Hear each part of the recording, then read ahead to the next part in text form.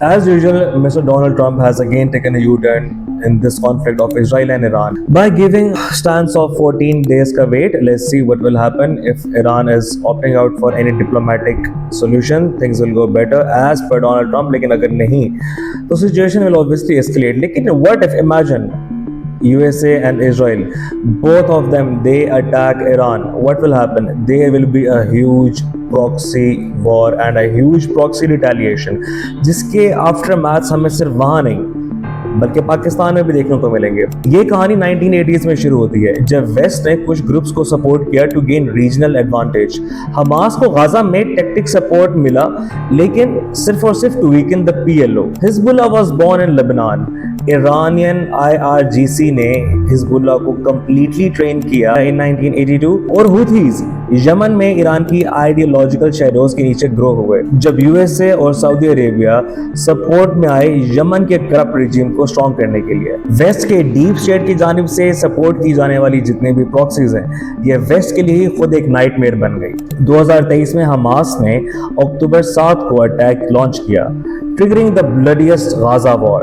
Hezbollah fired thousands of rockets from Lebanon into Israel northern towns.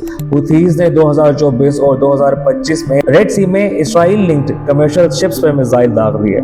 आज भी यही scene है। ये जितने नॉन स्टेट एक्टर्स हैं, ये बेसिकली डीस्टेबलाइजर्स हैं and they are also aligning for the war. अब इन 14 दिनों में या तो डिप्लोमेसी विल प्ले या फिर इसराइल और यूएसए के सपोर्ट के बाद there will be explosives. And obviously these proxies will also play. Whenever there is a destabilization in Iran, Pakistan has to pay a price. वहाँ पर destabilization होती है and Pakistan over here bleeds sectarian issues की वजह से। ज़नेबियून brigade जो Syria में Iran के लिए लड़ी, उसके फाइटर्स मोस्टली पाकिस्तान से रिक्रूट हुए। 2023 में कराची में CTD ने ज़नेबियून लिंक टारगेट किलर्स को अरेस्ट किया, responsible for killing Sunni scholars. Obviously अगर हम सुन्नी सेक्ट की बात करते हैं तो we see militancy over there as well, that is Lashkar जहांगवी।